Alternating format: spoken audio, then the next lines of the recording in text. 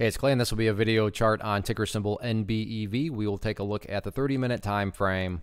Real quick, what do I mean by 30-minute in case maybe you're new to charts? Instead of each one of these candlesticks here representing 1 day's worth of price action, which is what you would normally see, each one represents 30 minutes. So while this here may look like several days worth of time, it's actually today's price action broken down into 30-minute time slices. I like through this time frame, and does a good job of telling the quote-unquote story of the price, and then makes mapping out levels of support and resistance a bit easier to see. Did this analysis yesterday, so that's where the green and red line annotations are coming from. And as far as updates not necessarily the right word, more so confirmation, but there is the first update, and that just comes about based on a foundational rule in charting, which states when levels of support are broken and closed above, they tend to act as resistance, and that's exactly what played out here. So for those of you that did watch yesterday's video, I talked about right here around 765-ish as an area of support, but after the price broke down below it this afternoon, you can see one of those situations from theory to reality. So price broke below it, tried to get up above it, and couldn't quite ever do it. Don't get me wrong, though. I'm not saying the price can never, ever get back up above 765.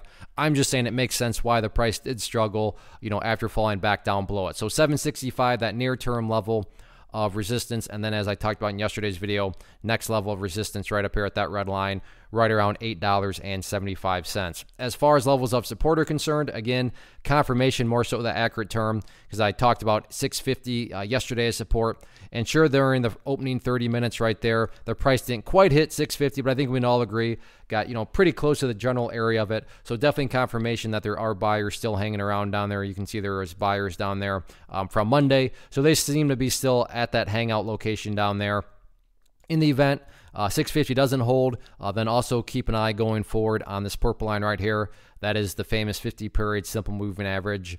As the name implies, that line is going to move itself higher and higher. So eventually this purple line will cross up above 650, and at that point in time, it takes higher priority than 650. But because as I'm doing the video right now, the purple line, has not yet crossed above 650, priority number one is 650, and then the priority becomes, that purple line right there. So keep that in mind too. I suppose just in case something crazier happens tomorrow, and the price pulls back and breaks through the purple line, next key overall area of support would be down there right around 565. So we'll see what happens with it today. Sure, there was a bit of a pullback, but all in all, the bulls still have plenty of opportunity to build a general higher base, and that's the name of the game. So we'll see how things continue to play out. One of the biggest questions that I get is, hey Clay, how do you find the stocks that you trade? So what I've done is put together a free resource guide where I talk about the tools that I use to locate stocks that I find interesting and think may have potential. So if that sounds like something that could add value to you as a trader, then click on the image that is up on the screen right now, and I will email you the guide. The guide itself is very short and to the point, and best part, it's completely free. Thanks for watching the video. Let me know if you have any questions.